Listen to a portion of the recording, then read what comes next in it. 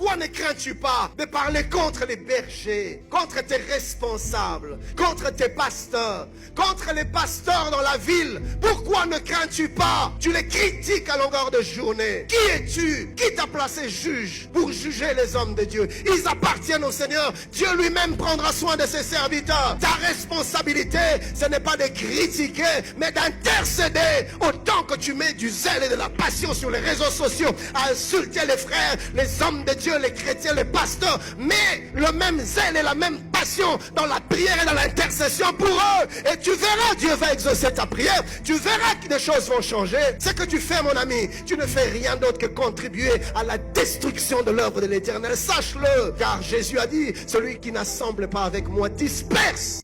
Voici la chose à ne jamais faire, chers frères et sœurs. Ne tombons point dans la folie de Cham, père de Canaan. Jamais. Mais soyons plutôt de la race de Sem et de Japhet.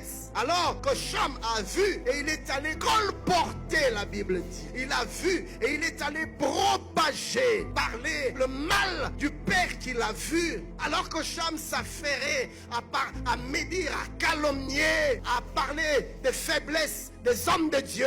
Mais il y avait deux autres qui ont fait la différence. Sem et Japhet. Vous voyez, à chaque fois que tu parles d'un homme de Dieu, ta destinée est mise en jeu. Tout dépend de ce que tu dis de l'homme de Dieu. Frère, cette histoire est sérieuse. Soit tu bénis ta progéniture, soit tu bénis ton lendemain, soit tu maudis ton lendemain toi-même. Tu maudis ton avenir, tu maudis ta destinée, ou tu la bénis, ou tu le bénis. Tout dépend de ce que tu dis des bergers que Dieu a établis au-devant de toi. Mon bien-aimé, ne sacrifie pas ta progéniture, ne sacrifie pas ta destinée en parlant à mal de tes pères. Suis-je en train de dire que nous devons encourager les bergers dans le mal? Nous devons cautionner les bêtises des pasteurs? Loin de là. C'est pas ce que je suis en train de dire.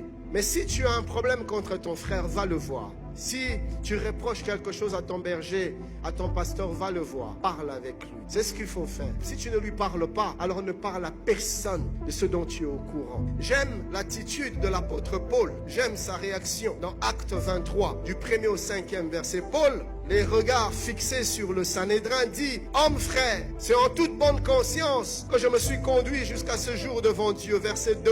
Le souverain sacrificateur Ananias ordonna à ceux qui étaient près de lui de le frapper sur la bouche. Alors Paul lui dit: Dieu te frappera, muraille blanchie. La version Alfred Cohen dit: espèce d'hypocrite. Ça, c'est Paul qui lui parle. Tu es assis pour